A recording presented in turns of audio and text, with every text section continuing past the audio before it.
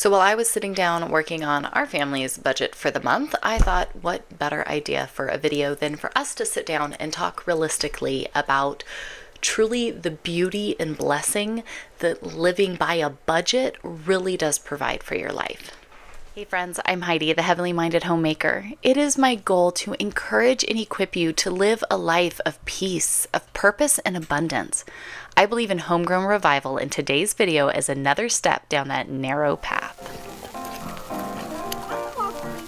So before we get into it, be sure to hit that like button and say hello to Thaddeus.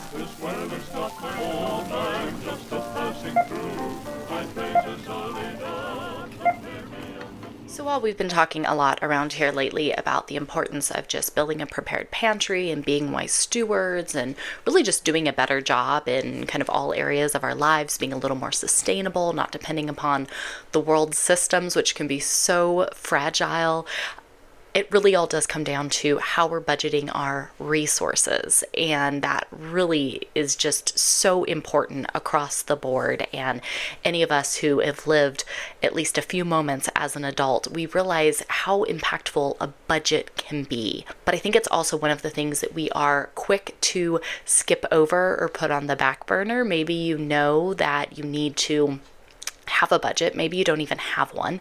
Maybe you kind of have one, but you don't really stick to it.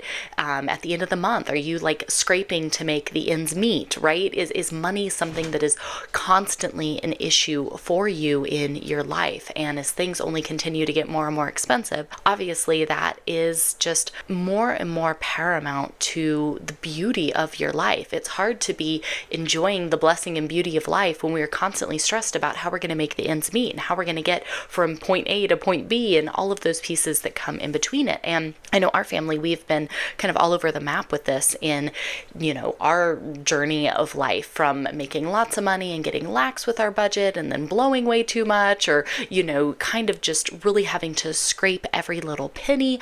And for us, we're a family of 6. We do live below the federal poverty line. And I think that regardless of what your situation is, whether you have plenty or you have little, we probably all could do a better job with our budget in order to live a fuller life on what we have and potentially invest in the future to come. And so I thought I would share kind of the 3 areas that I really focus on with our budget, even with making a lower income limit, to still try to live the fullest of life, even with little, while trying to be wise stewards with what we do have and invest in the things that are important to our family and our future and the life that we feel called to live. So I'm going to share my tips and thoughts of kind of what I go through as I'm doing our family's finances. And of course, you have to leave me a comment down below. How do you do it, right? What am I missing? Is there something that you have figured out in your journey? I think it's amazing that we have such a wonderful and wise, helpful community here to share these things with one another, as we're all trying to figure it out and do the best that we possibly can with what we have before us. So the first one, of course, that we have to go to would be our living expenses, right? When I do our budget, I start with the most important things that we need. I am a wife. I am a mom to 4. I have, a little homestead here that we are upkeeping, and I have to look at our living expenses. And so when I'm looking at our budget, which is incredibly tight in this season, I have to look to our housing, to our utilities, and our food and essential items. Now, we can always talk about this and break it down more. I know we've talked about it in other videos, but for us, for our home, we had to find the most cost-effective thing we could possibly come up with. Is it our dream situation? Is it perfect? No and no, okay? It certainly isn't. But we're thankful, and we have found something that is very, very low to the ratio of housing of what we can find. Affordable housing is incredibly difficult to find these days. And to be honest, I sometimes think about just moving into a shed on a piece of property and not having the overhead of certain things. I get it. It's difficult, but finding something as affordable as possible, having our house payment taken care of, then our utilities, of course, we keep our utilities as bare bones as possible. So when you look at what you absolutely have to have to keep your life and your family going from one day to the next, okay? How can you really get that down to the bare bones, even if it's adjusting the thermostat a little bit, it is being a little more economical with how you're running things and doing things, kind of stretching things as far as they can.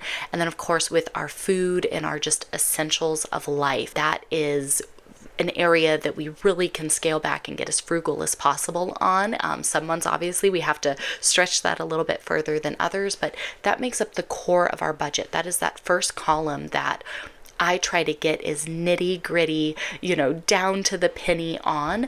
And that is the majority of our budget. That is the first area, the first column that I make sure is covered as we're doing our monthly finances. However, you have to set that up if you get paid weekly, bi-weekly, monthly, whatever it might be. Those are areas that we can really whittle down to as little as possible. So at least monthly, that base amount that we need to have worked out in our budget can be relatively the same, right? That's always my goal. It's never perfect, of course, but trying to make that as predictable as possible is totally helpful. Now, the second column for me, that once, the essentials are taken care of, the amount that we have left, which is never much, but that's okay, right? We work with what we have, and how can we be wise stewards with the resources that we do have available to us? I look at my investments. Now, I don't say investments in the way necessarily of like the stock market or whatever, right? And maybe that's an area that you are investing in, but I'm saying the areas you're investing in your life, your future, what you have here that you really feel called to work on, to accomplish in life, whatever it might be, whether it is maybe building up a savings to purchase a home. Maybe it is something like having a more prepared pantry, having some essentials and backups on hand, which has been a really big area for us. I've shared some way we've done this. If you're curious about ways that we are very frugally working that into our regular budget, leave me a comment. Let me know. I can always share those ways with you as well. But how are you needing to invest in tomorrow? Now, of course, we cannot control everything that's going to happen. There are so many different things that I don't think we should get absolutely wrapped up in and obsess over, but we should be wise with the resources we have to put away and prepare for tomorrow. And so what are some ways that you're investing in doing that? We make sure that first column of our core essentials are taken care of, the core living expenses that we need. And then of the, bit that is left, I think we are wise to first and foremost, out of that extra, look at how can I invest in tomorrow? How can I be a wise steward? What are ways that I can, take a little out of this to build my prepared pantry, to maybe put away a little bit of a savings? And again, if you want to know ways that we're doing that very realistically, leave me a comment. We can talk about that. But I think we're wise to kind of take from what is left over and make sure that we're kind of paying it forward first and foremost in whatever we're doing before getting into the last column. And the last column, which I think really is important, is that of the enjoyment. Life is beautiful. Life is lovely. We should live it. I've had family members that were very, very strict, that everything went into savings. Everything was focused on the tomorrow and that kind of like investment side. And then I've had family members who are all about just the enjoyment side of things. And I feel like both got it wrong.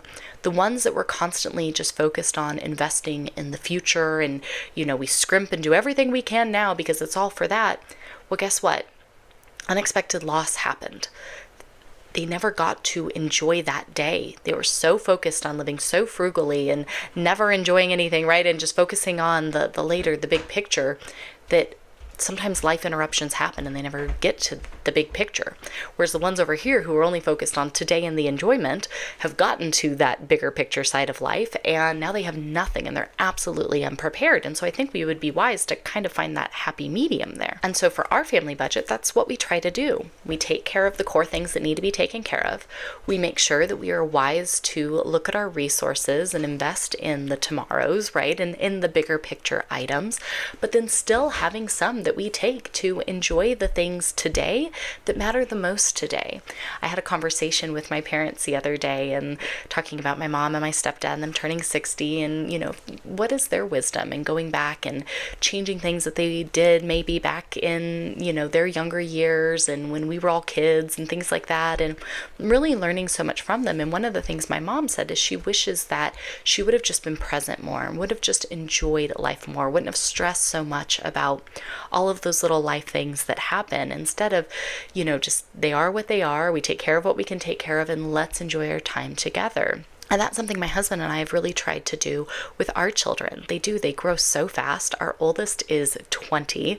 Our youngest is already 7, and it's like you blink and they start growing up so quickly. I'm closer to having grandchildren than I am to, my babies being babies. And so looking at that, our family looks at ways that we can invest in our just family fun together. Now that might be as simple as making sure that we go hiking together as a family regularly. Maybe it's just going down to the river and, hanging out, letting the kids play and swim on a warm day. It's just our time of playing board games, together as a family.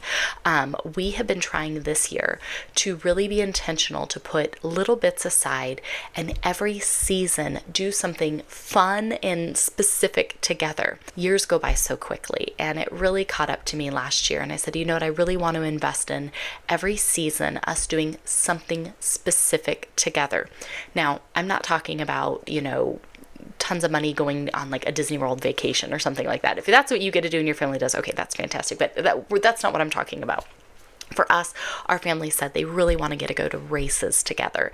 And so we've made that a specific thing where in the seasons where there are races local to us that we can go to, we've put a little bit of money aside to be able to go to the races, right? And it doesn't have to cost much. I mean, we're sitting in the cheap seats, we're bringing our food in with us, things like that, but we're able to go and do that together.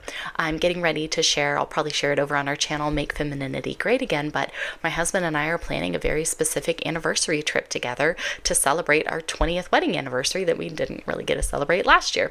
We're taking things that we can do, whether it's a little staycation, whether it's a camping trip, whether it's just some fun outing that we can go to for a decent price.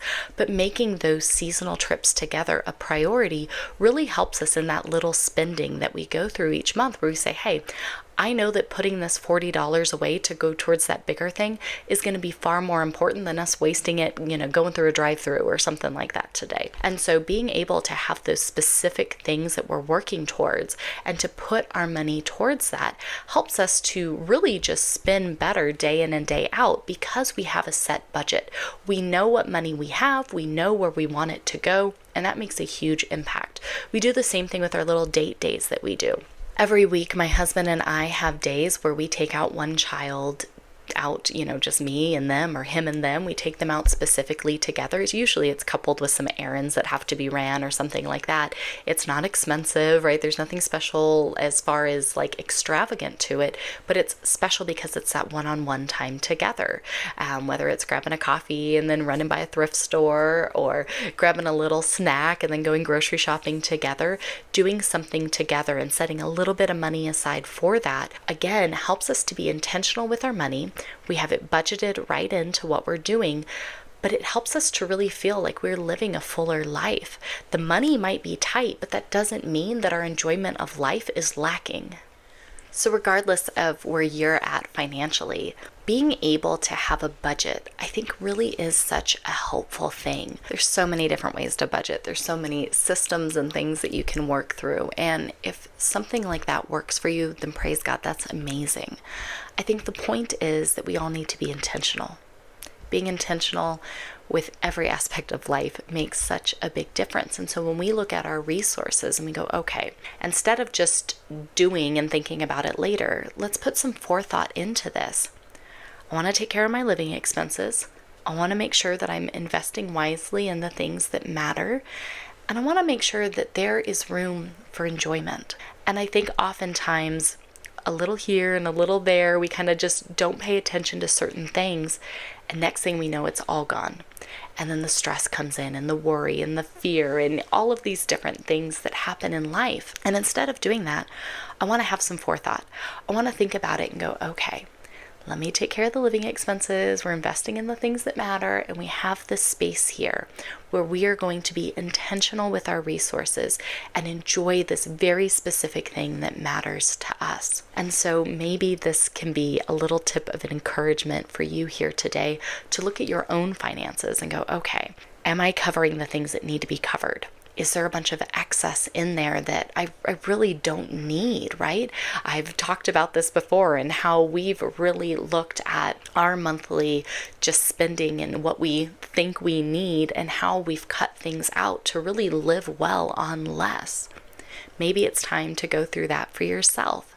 Maybe it's time to look at this and go, okay, I kind of just spend wherever I spend and I don't really think about it first. Maybe I need to be intentional and pay the things that have to be paid and then take what's left and divide it in between things I should be investing in and things that really do matter, that we could put our money towards intentionally and get just maximum enjoyment out of it versus kind of the money just slipping away and me not even knowing where it went. And now, we're at the bottom of the barrel again and waiting for the next paycheck. Whatever the case may be, I think that having a budget is a blessing. When we're able to go and enjoy things because we know, hey, I'm here and I'm doing this and I have this much to spend. Whether you need to pull out cash, you need to set up multiple different accounts so that way, each debit card only has so much in it so that way you can't overspend. Whatever the tips and tricks are, things that you need to do to help you stay on track with that. Start getting intentional with your budget. Start really tracking where your money is going and how you're using it. Really just assess that. Look at your account books and go, okay, is this a good idea? Am I being a wise steward? Am I making the best choices I can make? Especially if you've got a lot of debt to work through or things that just really need to be dealt with. The more that we start tackling them, the more that we get intentional with them, the more that those stresses and worries and overwhelms can start to be handled. And then we really see a difference. I know for our family, living debt-free has made such a difference. And sure, it means that we don't have many of the things that our friends do and things like that, but it means that we can live without that debt. And that is well worth it in my books anyways. So I hope that this can be a little bit of encouragement. I can't wait to see what you guys are doing, right? What are the areas you're struggling with? What are the things that you do that really help you each month as you're managing? Maybe not a lot, but you're making it stretch as far as it can. And again, how do we want to move forward in being wise stewards and investing in the things that matter, even when we might not have much?